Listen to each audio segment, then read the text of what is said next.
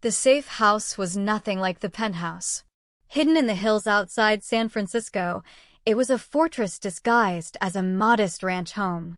Reinforced walls, bulletproof windows, security systems that would make the Pentagon jealous. Hyun-jae had moved them here immediately after the church shooting. Too many people knew about the penthouse now. Anna stood at the window watching the sun set over the valley. 3 days had passed since the attack. 3 days of hiding, of constant guard rotations, of Hyun-jae making calls in Korean that sounded increasingly violent. 3 days of slowly losing herself. You should eat something. Ji-woo appeared beside her holding a plate of food. In the past days, she'd learned he was ex-military, had a dry sense of humor, and genuinely cared about her well-being in a brotherly way that didn't threaten Hyun-jae's possessiveness. I'm not hungry, Anna. His voice was gentle but firm. Starving yourself won't change what's happening. My uncle is in federal custody. The church is being investigated. My mother keeps calling and I have to lie to her. My entire life has been destroyed in 1 week. She turned to face him. So forgive me if I don't have an appetite. Ji-woo set the plate down. Your uncle is alive. The FBI is starting to believe his innocence, especially since Hyun-jae's lawyers provided documentation. Your mother thinks you're on an extended choir tour. And your life, he paused. Your life isn't destroyed. It's just different now. Different. Anna laughed bitterly. I'm a prisoner in a criminal's safe house being hunted by multiple mafias, and I've sinned more in 1 week than in my entire 26 years. Different is one word for it. You're not a prisoner. Really? Can I leave? Ji-woo was quiet. That's what I thought. Anna moved away from the window. Where is he? Meeting with his underbosses, planning the retaliation against the Limps. Retaliation? You mean murder? I mean war. Ji-woo's expression was serious. The Limps tried to kill a civilian in broad daylight. That broke every unwritten rule. Hyun-jae has to respond or he looks weak. And in this world, weakness is death. I don't understand this world. Good. That means you're still human. Anna sank onto the couch, suddenly exhausted. How did you end up here? In this life. Ji-woo sat across from her. My father was a soldier. Taught me to fight, to protect. When he died, I had skills, but no direction. Private security paid well, and I was good at it. Then Yoon Sang-wook hired me to watch you, and he shrugged. I realized some things are worth protecting even without pay. You barely know me. I know you volunteer at homeless shelters. I know you once gave your winter coat to a woman sleeping on the street. I know you work yourself to exhaustion to send money home. His eyes were kind. I know you're the kind of person this world needs more of. So yeah, I'm going to protect you. Before Anna could respond, the door opened. Hyun-jae entered and the temperature in the room seemed to drop. His expression was cold, calculated, dangerous. Blood stained his white shirt cuff. Is that your blood? Anna stood immediately. No. He moved to the bar, poured whiskey. The Limbs sent a messenger. I sent him back with a message of my own. You killed him. I removed his finger and sent it to his boss. Hyun-jae's voice was casual, as if discussing the weather. He'll live, but he'll remember. Anna felt sick. This was the real him. Not the man who cooked breakfast or kissed her gently, but the mafia boss who dealt in violence and terror. You're looking at me like I'm a monster, Hyun-jae observed. Aren't you? Yes. He downed the whiskey in one gulp. I've always been a monster, Anna. I told you that. Did you think I was exaggerating? I thought, her voice broke. I thought maybe there was more to you. Maybe the gentleness was real. It is real with you. He set down the glass, moving toward her. Only with you. The rest of the world gets the monster. You get the man underneath. Isn't that enough? I don't know. Tears spilled down her cheeks. I don't know what's real anymore. I don't know who I am anymore. Hyun-jae reached for her, but she stepped back. Don't. Please. I need space to think. Something flashed in his eyes, hurt, quickly masked by cold acceptance. Fine. Jiwoo, stay with her. Make sure she has everything she needs. He turned to leave, then paused. But Anna, you can hate what I do. You can hate what I am, but don't hate what's between us. That's the only real thing in my entire life. He left and Anna collapsed back onto the couch, sobbing. Jiwoo said nothing, just sat nearby, a quiet, steady presence while she fell apart. That night, Anna couldn't sleep. She wandered the safe house, ending up in Hyun-jae's office. The door was open, and he sat at his desk, surrounded by papers and photographs. He'd changed shirts, but exhaustion lined his face. "Can't sleep?" he asked without looking up. "No." She entered slowly. "Can I ask you something?" "Anything." "Why do you do this?" "The violence, the empire." "What's the point?" Hyun-jae finally looked at her. "You want the truth?" "Always." He stood, moving to a photograph on the wall. It showed a younger version of him, maybe 16, standing with an older man who shared his features. "My father built a small organization, mostly protection rackets, some gambling, nothing huge. When I was 15, a rival gang decided to take over his territory. They came to our home one night." His voice was flat, emotionless. "They made me watch while they killed him. Made me watch while they tortured my mother for information she didn't have. Then they killed her too." Anna's hand flew to her mouth. "I survived because I hid like a coward. Afterward, I was nobody. A kid with no family, no money, no power. So I learned. I learned to fight, to manipulate, to kill. I took back my father's organization and expanded it. Made it so powerful that no one would ever dare hurt what was mine again." He turned to face her. "The violence isn't the point, Anna. Power is. Security is. Making sure I'm never that helpless 15-year-old boy again." "I'm so sorry," Anna whispered. "I'm so sorry that happened to you." "Don't." His voice roughened. "Don't pity me. I made my choices. I became worse than the men who killed my parents. I'm damned, Anna. I accepted that a long time ago. No one is beyond redemption." "Your faith talking?" "My heart talking." She moved closer. "You've done terrible things. But you've also protected my uncle, saved my life, shown me kindness. That has to count for something. Does it?" He cupped her face, his touch achingly gentle. "Does it count enough for you to stay? To choose this life? Choose me, knowing what I am?" "I don't know," Anna admitted. "I'm terrified of you, of this world, of what I'm becoming. I've kissed you, let you touch me, felt things my faith says are wrong.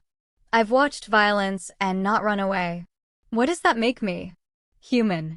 He leaned his forehead against hers. "Perfectly, beautifully human. I need time. I need to figure out who I am now.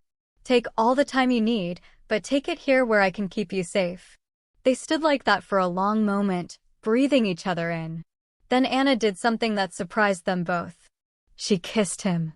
Not desperate or heated like before, but soft, tender. A kiss that said, "I see you. All of you, and I'm still here, asterisk." When they broke apart, Hyun-jae's eyes were suspiciously bright. "Stay with me tonight," he whispered. "Not sex. Just stay. Let me hold you. I need to know you're real." Anna knew she should say no. Should maintain boundaries. Should protect what was left of her innocence. Instead, she took his hand. "Okay." They lay together in his bed, fully clothed, wrapped in each other's arms. Hyun-jae held her like she was precious, his face buried in her hair. And slowly, for the first time in days, they both found peace enough to sleep. Anna woke to shouting. She sat up, disoriented. Hyun-jae was already gone, the bed cold. Dawn light filtered through the curtains. More shouting came from downstairs, angry voices in Korean. She threw on a robe and rushed down, finding chaos. Dae-young stood in the center of the room, surrounded by armed men. His face was bruised, his shirt torn. Hyun-jae loomed over him, fury radiating from every line of his body. "Explain to me," Hyun-jae was saying in English, clearly for Anna's benefit, "how the Yoon family knew exactly where we were, how they knew our security rotation, how they knew which warehouse to hit. Sir, I swear I don't know. Daejung's voice was desperate. You're the only one besides Jiwoo and me who had full access to that information. It wasn't me. I've served you for 5 years. And someone has been feeding information to Yoon for at least that long. Hyun-jae pulled out his phone, showing photographs. These are bank transfers. Payments from a Yoon Shell corporation to an account in your mother's name. $10,000 a month for 3 years. Daejung's face went white. No, I never. My mother is sick. She needs treatments. But I never thought. Your mother has been dying of cancer for 3 years, Hyun-jae said, his voice like ice. Yoon approached her directly, promised to pay for her treatments if you provided information. Did you really think I wouldn't find out? Sir, please. I never gave them anything that would hurt you. Just minor details, shipment schedules that didn't matter. I swear I never. You gave them this location. Hyun-jae's gun appeared in his hand. You betrayed me. You betrayed everyone here, including her. He gestured to Anna. Daejung's eyes found Anna, filled with genuine remorse. Miss Anna, I'm sorry. I never wanted you hurt. My mother was. A weakness Yoon exploited, Hyun-jae finished. And now you pay the price for that weakness. He raised the gun. No. Anna ran forward, putting herself between them. Don't. Please don't kill him. Anna, move. No. He made a mistake, but he didn't mean to hurt anyone. His mother is dying. Have mercy. Mercy? Hyun-jae's laugh was harsh. This is my world, Anna. Betrayal has one punishment. Move now. No. She held her ground even though her hands shook. If you kill him, you kill the part of you I love. The part that's still human. Please for me. The words hung in the air. The part of you I love. She'd said it without thinking, but now it was out there, real and raw and undeniable. Hyun-jae's hand trembled slightly. You don't know what you're asking. I do. I'm asking you to choose mercy over vengeance. To choose to be better, to prove that you're not just a monster. If you let him live, it makes you weak. Others will think they can betray you and live. If you kill him, it makes you exactly what they think you are. Anna stepped closer, placing her hand over his gun. But if you show mercy, real mercy, you show strength. You show you're in control, not your anger. For a long moment, nobody breathed. Then Hyun-jae lowered the gun. Get him out of my sight, he ordered Jiwoo. Drop him at the Korean consulate. They'll deal with him. Sir, Dae-young started. You're alive because she asked, Hyun-jae said coldly. But you're dead to me. You're dead to this family. If I ever see you again, her mercy won't save you. Understand? Dae-young nodded, tears streaming down his face. Thank you. Thank you. Jiwoo and 2 other men dragged him out. Once they were gone, Hyun-jae turned to Anna. His expression was unreadable. You said you love me. Anna's heart pounded. I said I love part of you. Is there a difference? He moved closer, backing her against the wall. Do you love me, Anna Reeves? Despite everything I am, everything I've done, do you love me? The words stuck in her throat because saying it out loud made it real. Made it a choice she couldn't take back. Say it, he commanded, his voice rough. If it's true, say it. Yes. The word came out as a whisper. God help me. Yes, I love you. Hyun-jae kissed her then, fierce and claiming and desperate. His hands gripped her waist, lifting her against him. Anna wrapped her arms around his neck, kissing him back with everything she had. When they finally broke apart, both breathing hard, he rested his forehead against hers.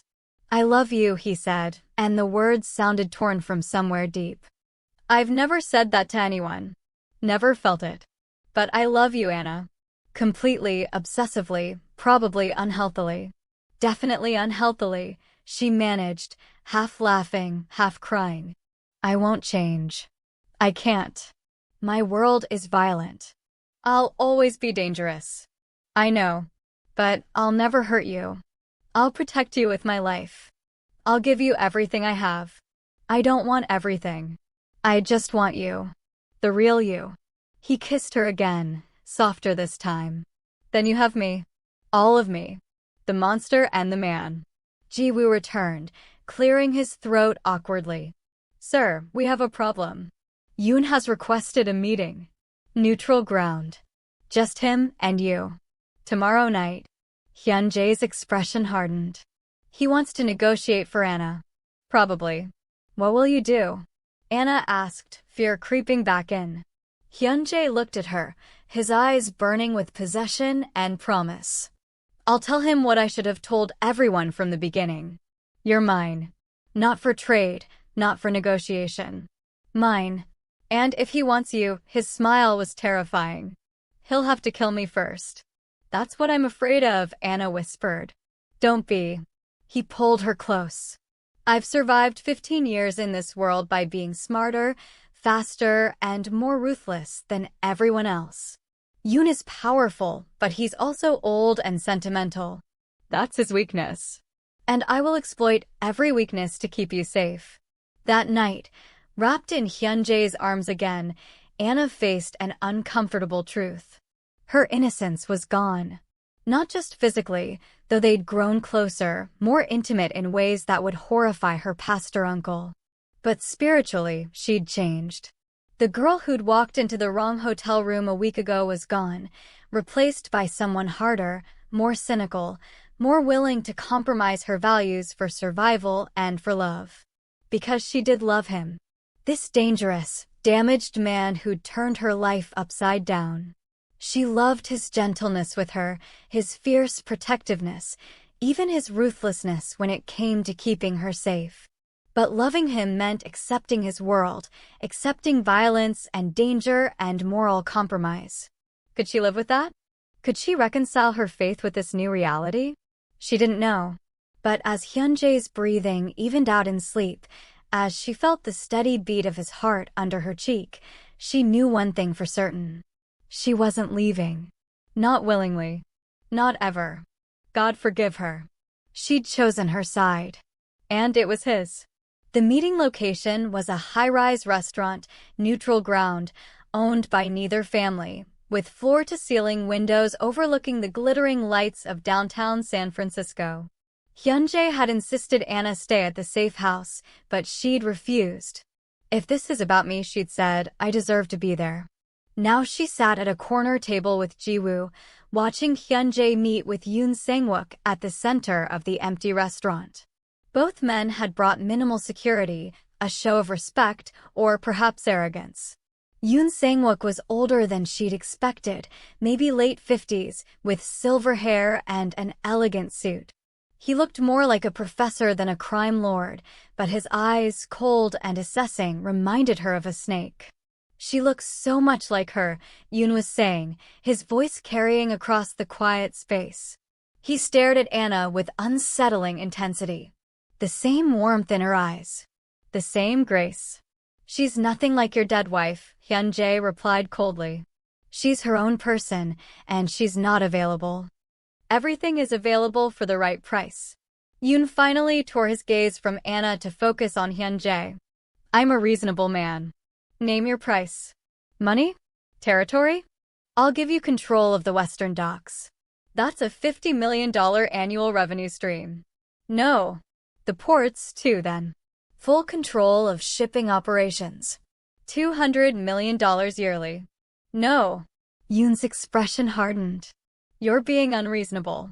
She's just a girl, a nobody. Why throw away a fortune? Because she's mine. Not for sale, not for trade, not for any price you can name. Everyone has a price, Hyun-jae. Even you. Even her. Yoon leaned back, studying him. I've lived long enough to know that love is fleeting.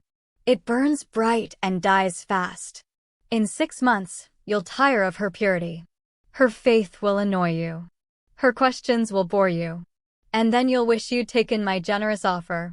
Then I'll live with that regret. But I won't give her to you. You misunderstand. Yoon's voice dropped to something dangerous. I'm offering you a choice out of respect for your position, but make no mistake. I will have her one way or another. Hyun-jae stood, his hand moving toward his concealed weapon. Is that a threat?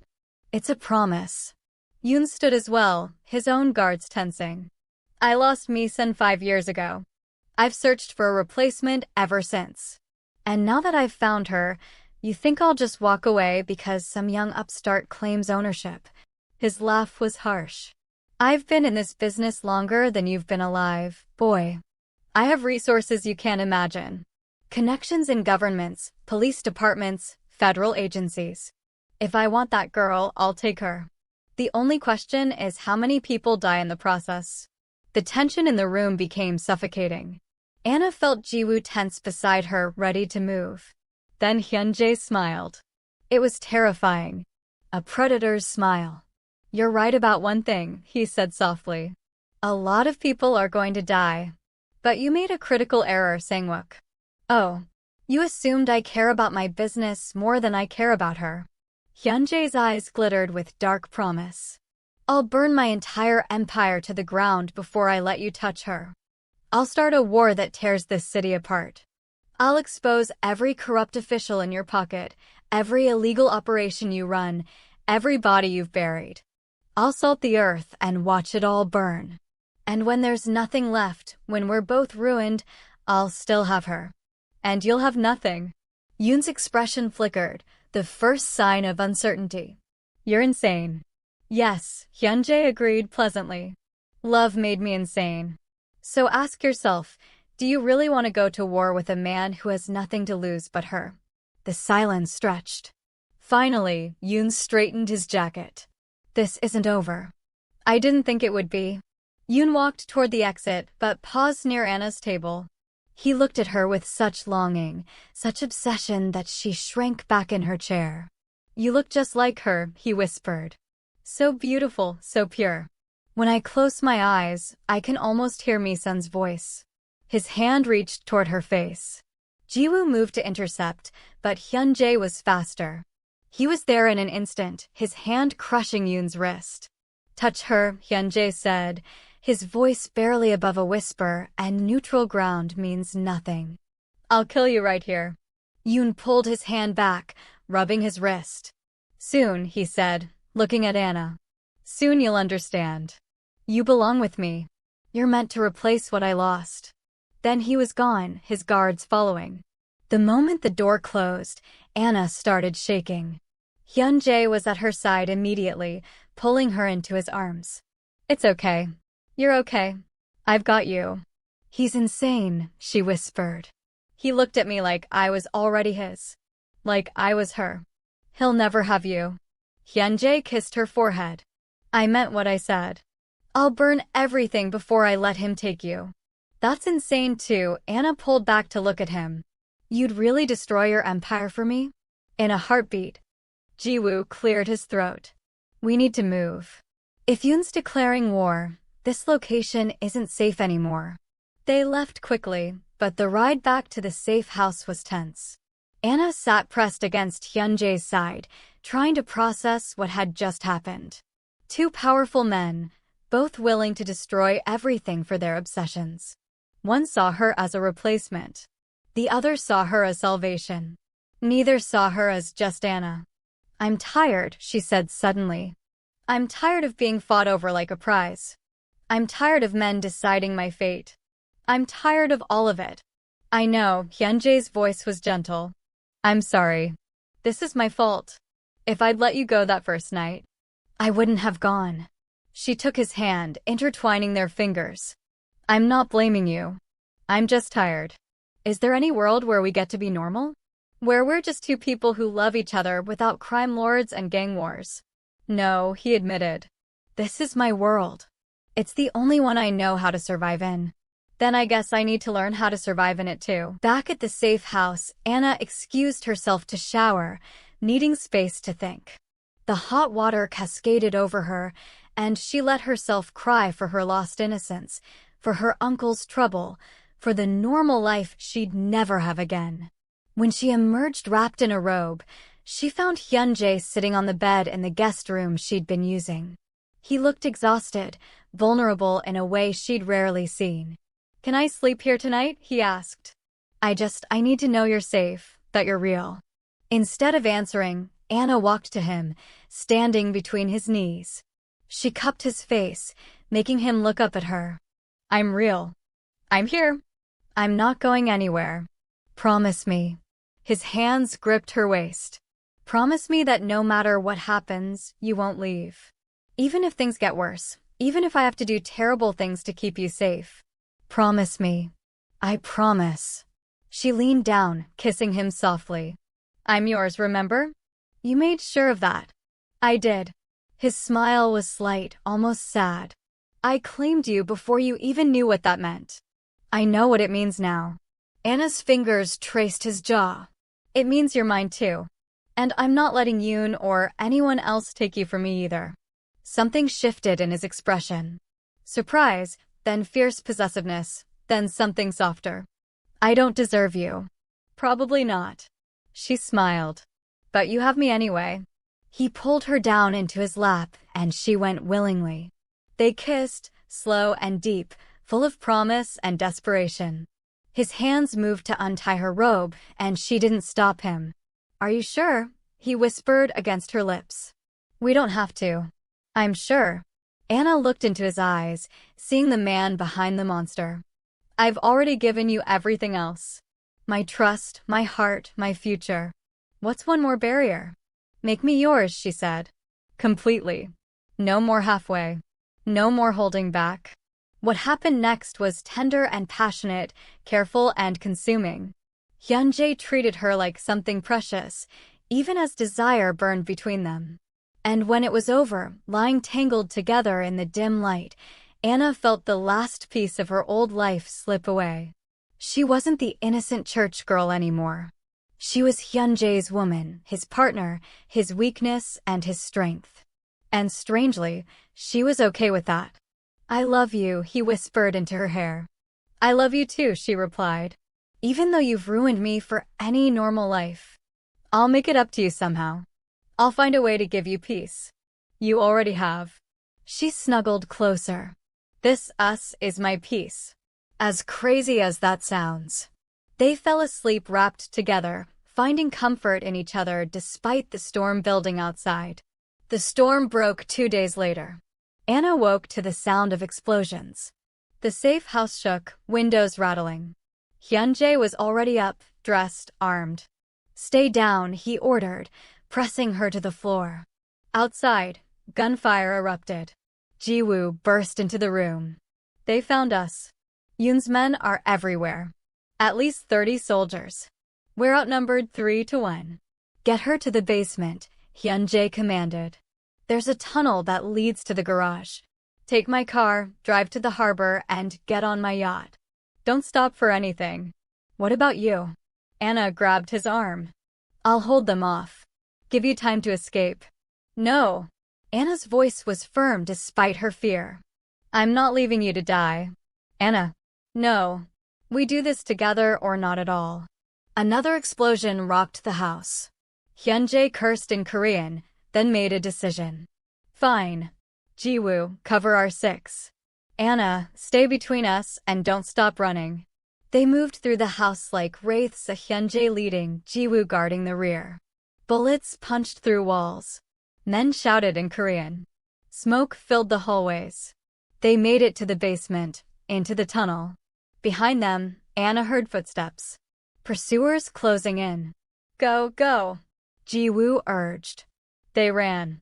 The tunnel was dark, claustrophobic, endless. Anna's lungs burned. Her legs screamed, but she kept running, kept following Hyun-jae's back. Finally, they burst into a garage. A sleek black car waited, but so did armed men, Yoon's soldiers blocking their exit. Drop your weapons, one commanded. The girl comes with us. Hyun-jae's response was to open fire. Chaos erupted. Anna hit the ground, covering her head. Gunfire echoed deafeningly. She heard Ji-woo grunt in pain. Heard Hyun-jae's weapon click empty. Heard footsteps approaching. Then sirens. Police sirens growing louder. Federal agents. Drop your weapons. FBI. The cavalry had arrived. But whose side were they on? The answer came quickly. Agents swarmed the garage, shouting commands, tackling Yoon's men. In the confusion, Hyun-jae grabbed Anna's hand and pulled her toward the car. Wait. An agent stepped in front of them, a woman in her 40s with sharp eyes. Kang Hyun-jae, you're under arrest for. She stopped, seeing Anna. Miss Reeves? Anna Reeves. Anna blinked. How do you know my name? Your uncle. Pastor Gabriel Reeves. He's been cooperating with our investigation into the Yoon and Lim families. He told us you'd been kidnapped. The agent's expression softened. We've been looking for you. I wasn't kidnapped, Anna said, stepping closer to Hyun-jae. I'm here by choice. The agent looked between them, understanding dawning. Miss Reeves, we can protect you. You don't have to be afraid. I'm not afraid. Not of him. Anna took Hyun-jae's hand. I know what he is. I know what he's done, but I'm choosing to stay with him. That's not possible. He's a wanted criminal. Then arrest him, but know that I'll visit him every day. I'll wait for him, and when he gets out, I'll still be his. Anna's voice was steady, certain. Because I love him. Hyun-jae looked at her with such raw emotion that the agent actually took a step back. Sir, another agent called. We have a situation. Yoon Sang-wook is here. He's demanding to speak with you. Everyone turned. Yoon Sang-wook stood at the garage entrance, surrounded by more FBI agents, but he looked calm, almost amused. Agent Patterson, he addressed the woman. I believe there's been a misunderstanding. I'm a law-abiding businessman. I came here after receiving a tip about a kidnapping. I was trying to help rescue Miss Reeves from this criminal. He gestured to Hyun-jae. That's a lie, Anna said immediately. Is it? Yoon's smile was cold. Or has this young woman been brainwashed by her captor? Stockholm Syndrome is quite common in kidnapping cases. I wasn't kidnapped. Miss Reeves, please. Yoon took a step forward, his voice softening. I know you're confused. You look so much like, he caught himself. I mean, you've been through trauma. Let me help you. I have excellent doctors, therapists. They can help you recover. I don't need to recover from loving someone. Love. Yoon's laugh was bitter. You think this is love? He's a monster, child. A killer. He's manipulated you, used you. But I can save you. I can give you everything. I don't want your everything. Anna's voice rose. I want him. Only him. The words echoed in the garage. Yoon's expression shifted from concern to cold fury in an instant. You would choose this criminal over protection, over wealth, over me? There is no you in this equation. You're obsessed with a dead woman. You see me as a replacement for something you lost. But I'm not her. I'm me, and I choose Hyun-jae. Yoon's face twisted with rage. You ungrateful, he lunged forward, reaching for Anna. Hyun-jae moved to intercept, but the FBI agents were faster. They swarmed Yoon, wrestling him back. You're mine. Yoon screamed, fighting against the agents. You belong to me, Mi-sun. Mi-sun, come back. He'd completely snapped, no longer seeing Anna, but the ghost of his dead wife. Agent Patterson signaled to her team. Get him out of here. Medical evaluation. Psychiatric hold. As they dragged Yoon away, still screaming, she turned back to Hyun-jae and Anna. This is a mess, she said. A complete mess. But she paused, seeming to make a decision. Miss Reeves, your uncle's cooperation has been invaluable. He's helped us build cases against both the Lim and Yoon families. The evidence he provided, combined with what we witnessed here today, should be enough to dismantle both organizations. And Hyun-jae? Anna asked, holding his hand tighter. We have evidence of his criminal activities, enough to prosecute. Agent Patterson looked at Hyun-jae. But the Bureau has a proposal. Full cooperation. Names, records, testimony against your competitors. In exchange, reduced charges, possibly immunity on some counts. I won't testify against my own people, Hyun-jae said immediately. Not your people. The Lims. The Yoons. The organizations that attacked you, that threatened this woman. Agent Patterson's expression was businesslike. Your choice. Prison for 20 years, or help us clean up the city. Hyun-jae looked at Anna. She could see the conflict in his eyes. Pride versus pragmatism. Loyalty versus love. What do you want me to do? He asked her. I want you free, Anna said simply. I want us to have a future. I don't care how we get there. He studied her for a long moment, then turned to Agent Patterson. I'll need it in writing. Full immunity for cooperating, witness protection if needed, and guaranteed safety for Anna and her family. Done. Then you have a deal. 6 months later. The small beach house was nothing like the penthouse or the safe house. It was modest, weathered by salt air, with a porch that overlooked the ocean. But it was theirs. Anna stood on that porch, watching the sunset paint the sky in shades of orange and pink. Behind her, she heard Hyun-jae moving in the kitchen. He still cooked, still insisted on taking care of her in small ways. The past 6 months had been a whirlwind. Hyun-jae's testimony had brought down both the Lim and Yoon organizations. Dozens of arrests, millions in assets seized. The FBI had kept their word, immunity for cooperation, a new identity if they wanted it. They'd declined the new identity. Instead, Hyun-jae had liquidated his legitimate businesses, donated a significant amount to charity, including Anna's uncle's church, and walked away from the criminal world. It wasn't easy. He struggled with the quiet, with the lack of purpose. Some days he was restless, dangerous, the predator with no prey. Those days, Anna gave him space, let him work through it. Other days, he was gentle, almost domestic. He'd cook or work on fixing up their house or take her for long walks on the beach. Pastor Gabriel had been shocked, then cautiously accepting. Anna's mother was harder to convince, but eventually came around when she saw how happy Anna was. The church gossip had been vicious at first, but gradually died down. Dinner's ready, Hyun-jae called. Anna turned, finding him in the doorway. He wore jeans and a simple t-shirt, his hair slightly mussed. He looked younger somehow, less burdened. What are you thinking about? He asked, pulling her into his arms. How different life is now. How quiet. Do you miss it? The excitement. God, no. She laughed. I'm perfectly happy with boring. Boring is good. Boring is safe. He kissed her forehead. Though I have to admit, retirement is harder than I expected. Jiwoo suggested I could work for his security company.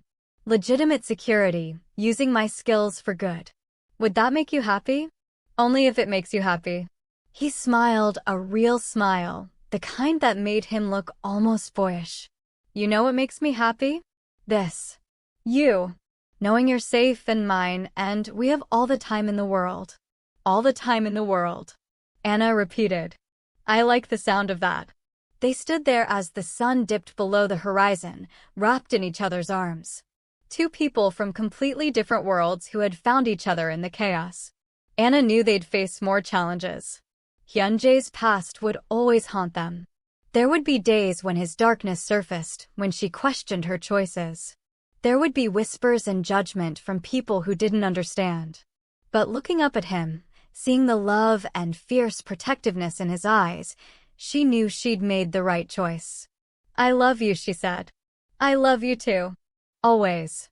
He kissed her, gentle and claiming at once. My church girl.